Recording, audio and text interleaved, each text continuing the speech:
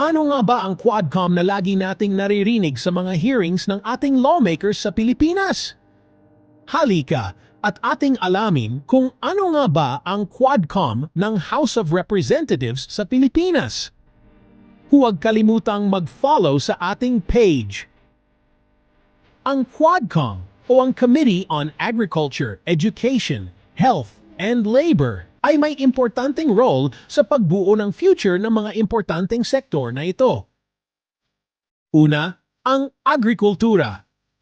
Ang komite ay binuo para sa paggawa ng mga polisiya para masigurado ang food security at sustainable farming practices.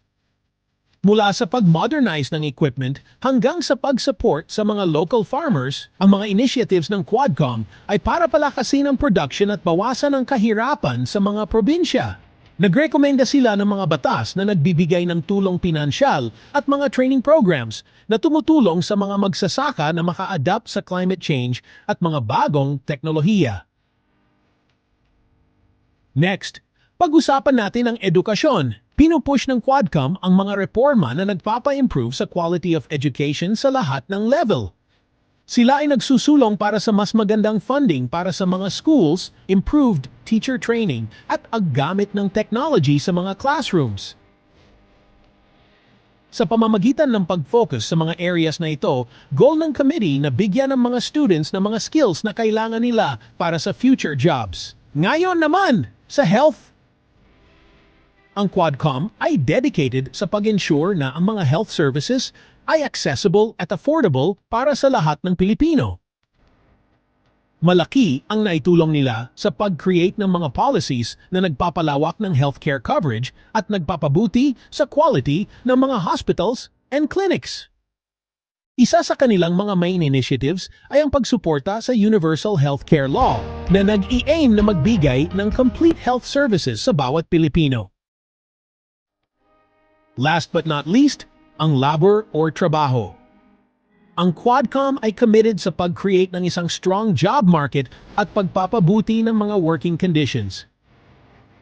Gumagawa sila sa batas na nagpro-promote ng fair wages, safe workplaces, at equal opportunities para sa lahat. Ang committee ay nakafocus din sa mga vocational training programs at skill development para ihanda ang mga workers sa mga bagong needs ng iba't ibang industries.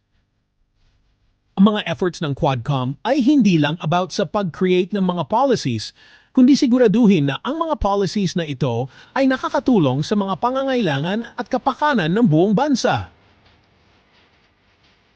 Sa pamamagitan ng pag-address sa mga issues sa agriculture, education, health, and labor, goal nila na itaas ang quality of life para sa bawat Pilipino.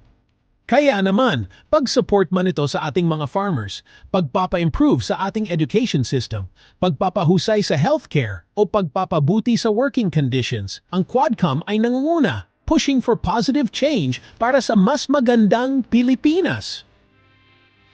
Yan ang balita natin for today. Manatiling nakasubaybay para sa iba pang balita at insights.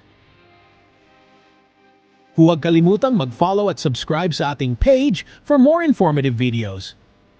Feed your mind.